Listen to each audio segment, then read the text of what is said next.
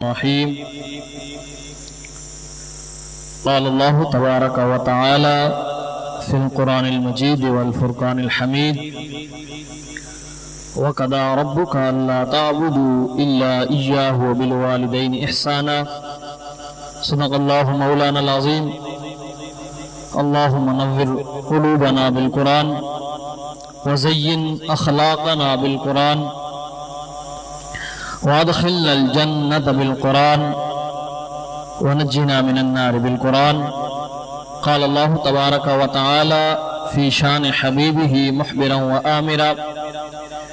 إن الله وملائكته يصلون على النبي يا أيها الذين آمنوا صلوا عليه وسلموا تسليما. باواز بلند درود شریف کا نذرانہ پیش کریں: الصلاۃ والسلام علیک یا سیدی یا رسول اللہ وعلی آلک واصحابک یا سیدی یا حبیب اللہ. جیسا کہ آپ سب احباب کے علم ہے کہ یہ محفل پاک ایصال ثواب کے لیے انعقاد پذیر ہے. ہم یہاں بیٹھ کر جتنا ذکر کریں گے، سبحان اللہ کا ورد کریں گے، جتنا ذکر اذکار کریں گے، یہ ہمارے ماموں جان کے لیے ایصال ثواب کا ذریعہ بھی بنے گا اور ہمارے لیے بخشش کا ذریعہ بھی بنے گا. کیونکہ آقا علیہ الصلوۃ والسلام نے فرمایا کہ کل قیامت والے دن میرے سب سے زیادہ قریب وہ شخص ہوگا جس نے دنیا میں مجھ پر کثرت سے درود پاک پڑھا ہوگا. زبد الواعظین کے حوالے سے حضرت انس رضی اللہ تعالی عنہ اس حدیث کے راوی ہیں. حضرت انس رضی اللہ تعالی عنہ فرماتے ہیں کہ آقا علیہ الصلوۃ والسلام نے فرمایا کہ میرا غلام جس وقت مجھ پر ایک مرتبہ درود پڑھتا ہے تو رب تعالیٰ اس درود کی برکت سے ایک فرشتہ پیدا فرما دیتا ہے. اور اس فرشتے کی حالت اور حیات کیسی ہوتی ہے؟ آقا علیہ الصلوۃ والسلام نے فرمایا کہ اس کا ایک بازو مشرق میں ہوتا ہے، ایک مغرب میں ہوتا ہے، اور اس کا جو سر ہوتا ہے وہ عرش کے نیچے ہوتا ہے، اور اس کے جو پاؤں ہوتے ہیں تحت الثری تک ہوتے ہیں. جس وقت میرا پیارا غلام، میرا امتی مجھ پر درود پڑھتا ہے تو رب تعالیٰ اس فرشتے کو حکم دیتا ہے کہ عرش کے نیچے ایک نور کا سمندر ہے، اس سمندر میں غوطہ زن ہو جا. وہ فرشتہ اس سمندر میں غوطہ زن ہو جاتا ہے. جس وقت باہر نکلتا ہے اپنے پروں کو جھاڑتا ہے، جتنے قطرے پانی کے گرتے ہیں رب تعالیٰ ہر قطرے کے بدلے ایک فرشتہ پیدا فرما دیتا ہے جو آقا علیہ الصلوۃ والسلام کا غلام آقا علیہ الصلوۃ والسلام پر درود پڑھتا ہے. وہ فرشتے کل قیامت تک کے لیے اس کے لیے مغفرت کی دعا کرتے رہتے ہیں. اب اس کی حالت آپ دیکھیں کہ اس کی حالت اور حیات یہ ہے کہ ایک اس کا جو پر ہے، ایک بازو ہے وہ مشرق میں ہے، ایک مغرب میں ہے، اس کا سر عرش کے نیچے ہے اور اس کے پاؤں جو ہے تحت الثری تک ہیں. جس وقت آقا علیہ الصلوۃ والسلام کا پیارا غلام، آقا علیہ الصلوۃ والسلام کا امتی آقا علیہ الصلوۃ والسلام پر درود پڑھتا ہے، رب تعالیٰ اس فرشتے کو حکم دیتا ہے: اے فرشتے تو اس سمندر میں غوطہ زن ہو جا. جب فرشتہ اس سمندر میں غوطہ زن ہوتا ہے اور اپنے پروں کو جھاڑتا ہے، اس سے جتنے پانی کے قطرے گرتے ہیں، اب بھی اندازہ لگا سکتا ہے کتنے پانی کے قطرے گرے ہوں گے؟ کوئی بندہ بھی اندازہ نہیں لگا سکتا. رب تعالیٰ ہر قطرے کے بدلے ایک فرشتہ پیدا فرما دیتا ہے جو قیامت تک کے لیے اس بندے کے لیے مغفرت کی دعا کرتا رہتا ہے. آپ اس نیت کے ساتھ پڑھیں کہ آج ہمارا یہاں بیٹھ کر حضور پر درود پڑھنا ہمارے لیے بخشش کا ذریعہ بن جائے. باواز بلند خلوص نیت کے ساتھ آقا علیہ الصلوۃ والسلام کی بارگاہ میں نذرانہ عقیدت پیش کریں: الصلاۃ والسلام وعلى آلك واصحابك يا سيدي يا حبيب الله. الصلاة والسلام عليك يا سيدي يا رحمة للعالمين وعلى آلك واصحابك يا سيدي يا شفيع المذنبين. مولاي صل وسلم دائما أبدا على حبيبك خير الخلق كلهم. هو الحبيب الذي ترجى شفاعته لكل هول من الأهوال مقتحم. اللہ جل جلالہ و عم نوالہ و اعظم شانہ و اتم برہانہ کی حمد و ثنا حضور پرنور شاف یوم النشور احمد مجتبی جناب محمد مصطفیٰ صلی اللہ تعالیٰ علیہ وآلہ وسلم کے دربار گہربار میں نذرانہ عقیدت اور محبتوں کی پھول نچھاور کرنے کے بعد اللہ کریم کا کروڑہا شکر ہے کہ جس نے اپنی توفیق خاص کے ساتھ ہمیں یہ دین کامل عطا فرمایا، ایسا دین کامل جس کا اپنے ماننے والوں کے ساتھ تعلق اور ربط اس دنیا میں بھی قائم رہتا ہے، قبر میں بھی قائم رہتا ہے اور حشر میں بھی قائم رہنا ہے۔ اور آج کی یہ محفل جناب ماموں شیر محمد خان کی ایصال ثواب کے لیے انعقاد پذیر ہے، اور خوش نصیب ہوتے ہیں وہ لوگ جو اپنے پیچھے ایسے لوگوں کو چھوڑ جاتے ہیں جو کبھی کل شریف کی صورت میں ان کے لیے ایصال ثواب کی محفل سجاتے ہیں،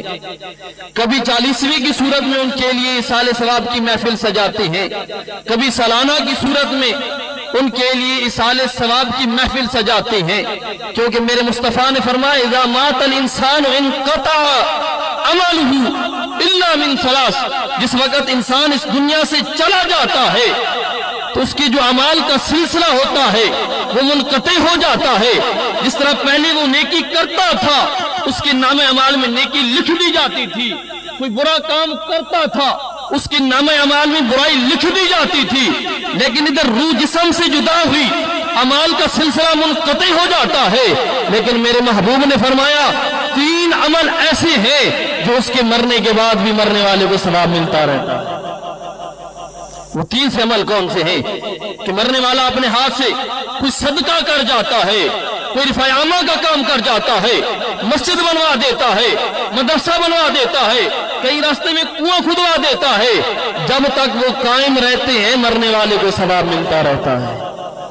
اور دوسری چیز کون سی ہے؟ میرے مصطفیٰ نے فرمایا کہ کوئی علم چھوڑ جاتا ہے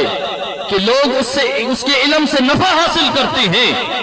جب تک لوگ اس کے علم سے نفع حاصل کرتے رہیں گے مرنے والے کو ثواب ملتا رہے گا۔ اور تیسری چیز کون سی ہے؟ میرے مصطفیٰ نے فرمایا وہ اپنے پیچھے ایسی نیک اولاد کو چھوڑ جاتا ہے جو اس کے لیے دعائیں مغفرت کرتی ہے، کبھی کل شریف کی محفل سجا کر قرآن خوانی کرا کر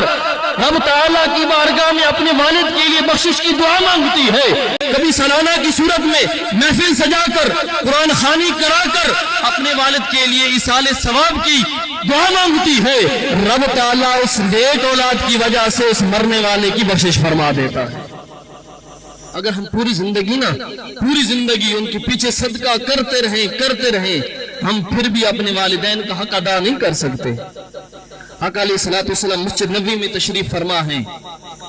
ایک صحابی آتے ہیں یمن سے تشریف لائے، آ کر عرض کرنے لگے یا رسول اللہ صلی اللہ تعالیٰ علیہ وسلم، میں نے اپنی پہلی زندگی اپنے والدین کی خدمت میں گزاری ہے، اپنے والدین کی خدمت کرتا رہا ہوں، یا رسول اللہ صلی اللہ تعالیٰ علیہ وسلم جو اب میری بقیہ زندگی ہے میں آپ کے ساتھ جہاد میں گزارنا چاہتا ہوں، رب کے راستے میں شہید ہونا چاہتا ہوں۔ میرے مصطفیٰ نے فرمایا اے میرے صحابی، جس وقت تو گھر سے نکلا تھا اپنے والدین سے اجازت لی تھی؟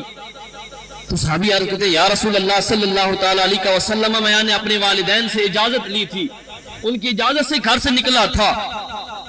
تو میرے مصطفیٰ کریم صلی اللہ تعالیٰ علیہ وسلم نے فرمایا اے میرے صحابی، جس وقت تو گھر سے نکل رہا تھا تو تیرے والدین کی کیا صورتحال تھی؟ وہ خوش تھے یا رو رہے تھے؟ صحابی عرض کرتے یا رسول اللہ صلی اللہ تعالیٰ علیہ وسلم، جس وقت میں گھر سے نکلا میرے والدین رو رہے تھے۔ میرے مصطفیٰ نے فرمایا اے میرے صحابی سن، جس طرح تو نے اپنے والدین کو رلایا ہے جا کے ان کو ہنسا، رب بھی تجھ سے راضی ہو جائے گا، رب کا حبیب بھی تجھ سے راضی ہو جائے گا۔ اگر رب کو راضی کرنا چاہتے ہو، رب کے حبیب کو راضی کرنا چاہتے ہو، جاؤ اپنے والدین کو ہنساؤ، جس طرح رلایا ہے ان کو جا کے ہنساؤ، رب بھی تجھ سے راضی ہو جائے گا، رب کا حبیب بھی تجھ سے راضی۔ اور جو بندہ یہ دیکھنا چاہتا ہے نا کہ اس کا رب اس سے راضی ہے یا ناراض ہے، تو میرے مصطفیٰ نے فرمایا اسی کو اپنے گھر چلا جائے، جا کر دیکھے اگر اس کا والد اس سے راضی ہے تو میرا رب بھی اس سے راضی ہے، اگر اس کا والد اس سے ناراض ہے تو میرا رب بھی اس سے ناراض ہے، کیونکہ رب کی رضا اس میں ہے کہ اگر والد راضی ہے تو رب بھی راضی ہو جاتا ہے، اگر والد ناراض ہے تو رب بھی ناراض ہے۔ آج ہم کتنے لوگ ایسے ہیں اپنے والدین کو ناراض کر دیتے ہیں، اگر والدین ہمیں کوئی بات کہتے ہیں ہم ان کو کیا جواب دیتے؟ ابو جی آج تسانو پتہ نہیں ماڈرن دور آ گیا ہے، یہ تسانو پتہ نہیں، اور بڑا زمانہ تیز ہو گیا ہے۔ حالانکہ جتنا والدین سمجھتے ہیں اتنا اور کوئی نہیں سمجھتا، کوئی بھی نہیں سمجھتا۔ اور ہم اگر 1 سال یا 2 سال والدین کی خدمت کر لینا تو ہم کہتے ہیں ہم نے بڑا تیر مارا ہے جناب، ہم نے بڑی خدمت کی ہے والدین کی۔ نہیں، میں سمجھتا ہوں اگر پوری زندگی اگر والدین کی خدمت کرتے رہے پھر بھی اپنے والدین کا حق ادا نہیں کر سکتے۔ حضرت حسن بصری رضی اللہ تعالی عنہ کے بارے میں آتا ہے، آپ بیت اللہ شریف کا طواف کر رہے تھے کہ آپ نے ایک بندے کو دیکھا کہ اس نے اپنی والدہ کو اپنے کندھوں میں اٹھایا ہوا ہے اور وہ بھی بیت اللہ شریف کا طواف کروا رہا ہے، اور وہ جس وقت اس نے حضرت حسن بصری رضی اللہ تعالی عنہ کو دیکھا نا تو آ کر عرض کرنے لگے کہ حضور میں نے اپنی امی کو 7 حج کروائے ہیں اور میں اسی طرح ماں کو اپنے کندھوں میں اٹھا کر بیت اللہ شریف کا طواف کرواتا ہوں، صفا و مروہ کے درمیان صحیح کرواتا ہوں، مزدلفہ میں لے جاتا ہوں، مینا میں لے جاتا ہوں، عرفات میں لے جاتا ہوں، حج کی تمام ارکان اپنی ماں کو اپنے کندھوں پہ اٹھا کر اے امام حسن بصری میں اپنی ماں کو اپنے کندھوں پہ اٹھا کر حج کی تمام ارکان ادا کرواتا ہوں، کیا میں نے اپنی ماں کا حق ادا کر دیا؟ اللہ اکبر۔ امام حسن بصری رضی اللہ تعالیٰ عنہ وجد میں آ گئے، آپ نے فرمایا تو یہ بات کرتا ہے کہ تو نے اپنی ماں کو اپنے کندھوں پہ اٹھا کر 7 حج کروائے ہیں، تو نے ماں کا حق ادا کر لیا ہے۔ سن اے نوجوان، جس وقت تو ماں کی پیٹ میں تھا، ماں کے پیٹ میں تھا، جس وقت پہلی مرتبہ تو نے حرکت کی، ماں کو جو تکلیف ہوئی تھی ابھی تک وہ تو حق ادا نہیں کر سکتا، ابھی تک وہ تو نے حق ادا نہیں کیا کہ جس وقت تو ماں کی پیٹ میں تھا، جس وقت حرکت کی، ماں کو تکلیف ہوئی، ابھی تک وہ حق تو نے ادا نہیں کیا، تو کہتا ہے میں نے سارے حق ادا کر دیے۔ ہم کیا کرتے ہیں؟ ہم 1 مہینہ خدمت کی نا اپنی والدہ کی یا اپنے والد کی خدمت کی، ہم سمجھتے ہیں کہ ہم نے بڑا تیر مارا جناب، ہم پوری جو ہے نا پورا مہینہ، پورا سال، پورا 2 سال ہم اپنے والدین کی خدمت کرتے رہے ہیں۔ ارے میں سمجھتا ہوں کہ اگر پوری زندگی والدین کی خدمت کرتے رہے پھر بھی والدین کا حق ادا نہیں کر سکتے۔ حضرت موسیٰ علیہ السلام کے بارے میں آتا ہے، حضرت موسیٰ علیہ السلام نے رب کی بارگاہ میں عرض کی نا کہ یا الہی مجھے آج وہ بندہ دکھا دے جو کل جنت میں میرا قریبی ہوگا، میرا ساتھی ہوگا۔ تو رب تعالیٰ نے فرمایا کہ اے موسیٰ تم فلاں شہر میں چلا جانا، وہاں پر ایک قصاب کی دکان ہے اور اس پہ وہ قصاب ہے، وہ جنت میں تیرا ساتھی ہوگا، وہ جنت میں تیرا ساتھی ہوگا۔ اور موسیٰ علیہ السلام اس شہر کی طرف چلتے ہیں، قصاب کی دکان پہ پہنچتے ہیں، پورا دن وہاں پر ٹھہرتے ہیں، لیکن قصاب کا کوئی ایسا عمل نہیں دیکھتے کہ جو جنت میں ان کا ساتھی بنا دے۔ دل میں خیال آیا کہ ہو سکتا ہے کہ یہ وہ بندہ نہ ہو جو رب تعالیٰ جس کا فرمایا تھا، یہ وہ بندہ نہ ہو۔ پھر اللہ رب العزت نے سیدنا جبرائیل امین کے ذریعے وحی فرمایا کہ اے موسیٰ یہ وہی بندہ ہے جو جنت میں تیرا ساتھی ہوگا۔ اور موسیٰ علیہ السلام اس وقت صاحب نے شام کو دکان بند کی نا، اپنے گھر کی طرف چلا تو حضرت موسیٰ علیہ السلام نے اس سے کہا کہ میں آج آپ کا مہمان ہونا چاہتا ہوں، اگر تو مجھے مہمانی میں قبول فرمائے گا تو۔ اس نے کہا ٹھیک ہے آپ میرے مہمان ہو جائیں۔ حضرت موسیٰ علیہ السلام اس کے ساتھ چلتے ہیں، جس وقت اس کے گھر پہنچتے ہیں وہ بندہ عرض کرتا ہے کہ حضور اگر آپ اجازت دیں تو میرا پہلے کام ہے وہ کام کر لوں، پھر اس کے بعد آپ کی مہمان نوازی کروں گا، یا پہلے آپ کی مہمان نوازی کر لوں۔ اور موسیٰ علیہ السلام نے فرمایا کہ جا ٹھیک ہے تو اپنا کام کر، اس کے بعد مجھے کھانا دے دینا۔ جس وقت وہ جوان اٹھا، اس نے دکان سے تھوڑا سا گوشت لایا تھا، اس گوشت کو تیار کیا، اپنی ماں کو باہر نکالا، ضعیف ماں تھی، گوشت تیار کر کے اپنی ماں کو کھلایا۔ جس وقت ماں سیر ہو گئی تو ماں کی ہونٹ ہلے، ماں کی جس وقت ہونٹ ہلے نا تو ماں کی زبان یہ دعا کر رہی تھی، اے خالق کائنات میں بھوکی تھی، میرے بچے نے مجھے کھانا کھلایا ہے، اے مولا کائنات اس میرے بچے کو کل قیامت والے دن جنت موسیٰ کا قرب عطا فرما دینا۔ اور موسیٰ علیہ السلام نے اس نوجوان سے پوچھا کہ یہ تیری ماں کیا دعا کر رہی ہے؟ تو اس نوجوان نے عرض کی کہ حضور میری ماں یہ دعا کر رہی ہے کہ اے خالق کائنات میں بھوکی تھی، میرے بیٹے نے مجھے سیر ہو کر کھانا کھلایا ہے، اے خالق کائنات اے مالک کائنات اسے موسیٰ کا قرب عطا فرما دینا۔ اللہ اکبر۔ موسیٰ علیہ السلام نے فرمایا سن تیری ماں کی دعا قبول ہو گئی ہے، میں موسیٰ ہی ہوں، رب تعالیٰ نے مجھے وحی کر کے یہ فرما دیا ہے کہ کل قیامت والے دن جنت میں جو تیرا ساتھی ہوگا یہ نوجوان، اور تجھے خوشخبری ہے رب تعالیٰ نے تیری ماں کی دعا کو قبول فرما دیا ہے۔ اور آپ کتنی عظمتیں ہیں ماں کی والدین کی کتنی عظمتیں ہیں۔ آپ کسی مرشد کے پاس جاتے ہیں نا، آپ اس سے یہ کہتے ہیں کہ حضور میرے لیے دعا کریں، کسی استاد کے پاس جاتے ہیں تو آپ ان کے لیے یہ عرض کرتے ہیں کہ حضور میرے لیے دعا کریں، لیکن جس وقت آپ گھر سے نکلتے ہیں نا تو والدین کو یہ کہنا نہیں پڑتا کہ امی جان ابو جان میرے لیے دعا کریں، بلکہ جس وقت آپ گھر سے نکلتے ہیں وہ ہاتھوں کو اٹھاتے ہیں اور اپنے بچے کے لیے دعا کرتے ہیں، اپنے بچے کے لیے دعا کرتے ہیں۔ کتنی عظمت والے یہ اللہ رب العزت نے ان کو شانیں دی ہیں کہ جس وقت آپ گھر سے نکلتے ہیں ان کو یہ کہنا نہیں پڑتا کہ امی جان میرے لیے دعا کریں، ابا جان میرے لیے دعا کریں، بلکہ بے ساختہ ان کی الفاظ یہ ہوتی ہے کہ مولا میرے بیٹے کو اپنے حفظ و امان میں رکھنا، مولا میرے بیٹے کی حفاظت فرمانا۔ جس وقت حضرت موسیٰ علیہ السلام کوہ طور پر تشریف لاتے تو آپ کی والدہ پیچھے مصلی بٹھا کر اور موسیٰ علیہ السلام کے لیے دعا کرتی کہ اے خالق کائنات میرا بیٹا بڑا جلالی ہے، اگر یہ کچھ کر دے مولا اس کو معاف فرما دینا۔ جس وقت ماں اس دنیا سے چلی گئی نا، اس دنیا سے تشریف لے گئی تو آواز ہے یا موسیٰ اب سنبھل کے آنا، اب تیرے پیچھے دعا کرنے والا کوئی نہیں، اب تیرے پیچھے دعا کرنے والا کوئی نہیں ہے۔ والدین ایسی عظیم نعمتیں ہیں جن کو یہ کہنا نہیں پڑتا کہ ابو جان امی جان میرے لیے دعا کریں، بلکہ وہ خود دعا کے لیے ہاتھوں کو اٹھا دیتے ہیں۔ اور حدیث مبارکہ میں آتا ہے انس رضی اللہ تعالیٰ عنہ حدیث کے راوی ہیں، جو بندہ گھر سے نکلتا ہے اپنے والدین کی زیارت کے لیے، جس وقت وہ اپنے والدین کی زیارت کرتا ہے،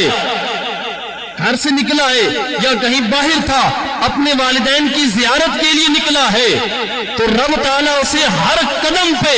100 نیکی عطا فرماتا ہے، 100 گناہ معاف فرما دیتا ہے اور 100 درجات بلند فرما دیتا ہے۔ پھر آگے فرمایا جس وقت وہ اپنے والدین کے پاس آتا ہے، ان کے سامنے بیٹھتا ہے، ان سے اچھی گفتگو کرتا ہے، تو اللہ رب العزت اس بندے کو کل قیامت والے دن ایسا نور عطا فرمائے گا کہ جس نور کی روشنی میں وہ جنت میں داخل ہو جائے گا۔ پھر آگے فرمایا کہ جس وقت وہ اپنے والدین سے اچھی گفتگو کرنے کے بعد واپس پلٹتا ہے تو اس حال میں واپس پلٹتا ہے کہ رب تعالیٰ اس کے سارے گناہ معاف کر چکا ہوتا ہے۔ کتنی عظمت ہے، اگر والدین کی بندہ زیارت کے لیے آئے تو رب تعالیٰ اسے ہر قدم پہ 100 نیکی عطا فرماتا ہے، 100 گناہ معاف فرما دیتا ہے اور 100 درجات بلند فرما دیتا ہے ہر قدم پہ۔ اور جس وقت وہ اپنے والدین سے اچھی گفتگو کرتا ہے اس کے لیے خوشخبری اور نوید یہ ہے کہ کل قیامت والے دن رب تعالیٰ اس بندے کو نور عطا فرمائے گا، جس نور کی روشنی میں وہ جنت میں داخل ہو جائے گا۔ اور جس وقت والدین کی زیارت کر کے واپس پلٹتا ہے، اپنے گاؤں آتا ہے یا اپنے شہر جاتا ہے تو اس حالت میں جاتا ہے کہ رب تعالیٰ اس کے سارے گناہ معاف کر چکا ہوتا ہے۔ اور آج کتنے ایسے لوگ ہیں جو اپنے والدین کو ناراض کر بیٹھے ہیں، ان کے والدین ان سے ناراض ہیں۔ آقا علیہ الصلوۃ والسلام مسجد نبوی میں تشریف لائے نا تو منبر کی پہلی سیڑھی پر قدم رکھا، فرمایا آمین، دوسری سیڑھی پر قدم رکھا پھر فرمایا آمین، تیسری سیڑھی پر قدم رکھا پھر فرمایا آمین۔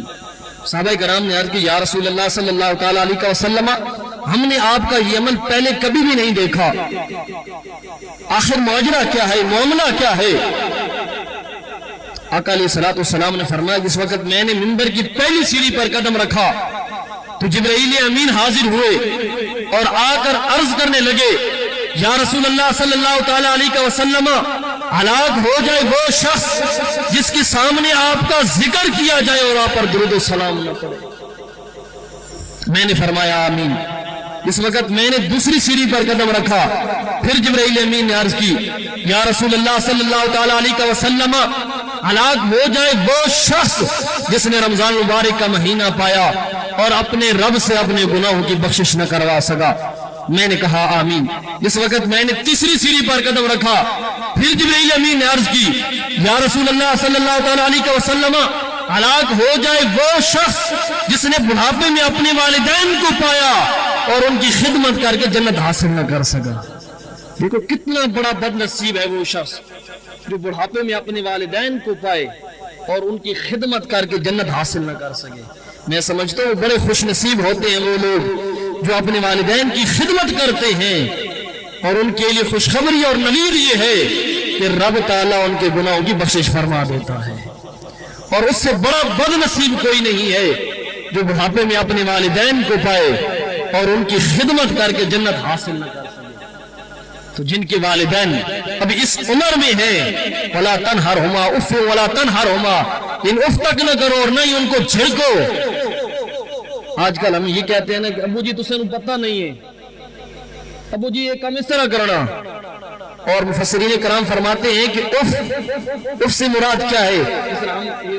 جن کہتے ہیں نا اوکھا سا لیندے اسی ابو ری کام کمت اوکھا سا لیندے ہیں، اوکھا سا جڑا لیندے ہیں وہ بھی اف نے زمرے وچ آندا، اس نے والدین کو تکلیف ہوندی ہے تو یہ بھی اف نے زمرے وچ آندا ہے، یہ بھی اف کے زمرے میں آتا ہے۔ جس طرح ہمیں کوئی والدین کام کہتے ہیں نا تو ہم آگے سے منہ چڑھا لیتے ہیں، ہم ان کا کہنا نہیں مانتے، والدین کو تکلیف ہوتی ہے، یہ بھی اف کے زمرے میں آتا ہے۔ جن کے والدین زندہ ہیں خدا را وہ اپنے والدین کی خدمت کر کے جنت حاصل کر۔ آج ان سے پوچھو نا جن کے والدین اس دنیا میں نہیں رہے، کتنی بڑی نعمت ہے والدین۔ اگر صرف چارپائی پہ بیٹھا رہے نا تو اس کی برکت اتنی ہوتی ہے کہ رب تعالیٰ اس گھر پر اپنی رحمتوں کا نزول کرتا رہتا ہے۔ اور جن کے والدین اس دنیا سے چلے گئے ہیں، آقا علیہ الصلوۃ والسلام نے ان کے دکھوں کا وہ دعویٰ کیا ہے۔ آقا علیہ الصلوۃ والسلام نے فرمایا جس کا کوئی والد یا والدہ یا دونوں اس دنیا سے چلے گئے ہیں تو اب وہ جمعے کے دن ہر جمعے کو اپنے والدین کی قبر پر جاتا ہے،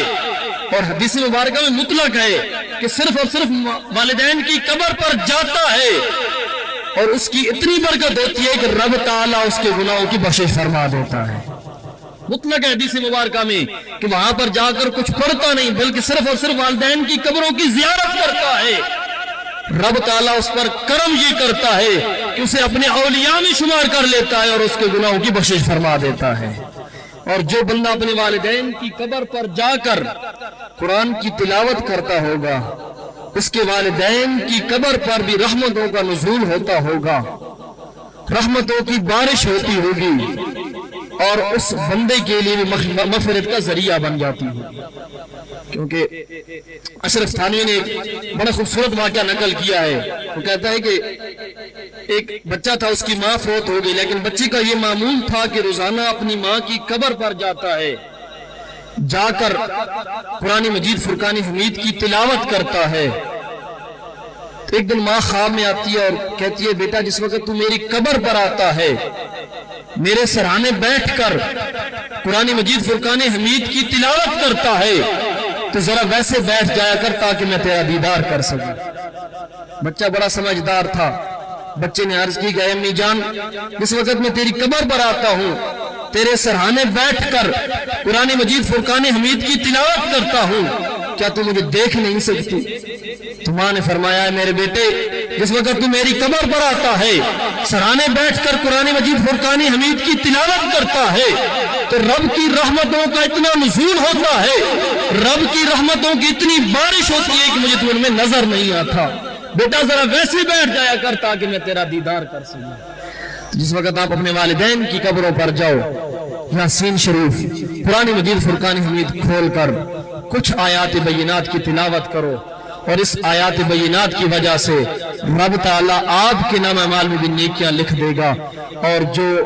جس کے لیے آپ اصال کر رہے ہیں، جس کے لیے آپ پڑھ رہے ہیں، رب تعالیٰ اس کی قبر پر بھی اپنی رحمتوں کا نزول فرمائے گا۔ رب تعالیٰ سے دعا ہے کہ رب تعالیٰ جن کے والدین زندہ ہیں ان لوگوں کو اپنے والدین کی خدمت کرنے کی توفیق عطا فرمائے، اور جن کے والدین اس دنیا سے چلے گئے ہیں وہ ہر جمعے کو یہ معمول بنا لیں کہ اپنے والدین کی قبروں کی زیارت کریں۔ اس زیارت کی برکت سے رب تعالیٰ ان کے بھی گناہوں کو معاف فرما دے گا اور ان کے والدین پر بھی اپنی رحمتوں کی بارش کرے گا۔ اللہ تبارک و تعالیٰ سے دعا ہے کہ رب تعالیٰ ہم سب کو عمل کی توفیق دے۔ وما علینا الا البلاغ۔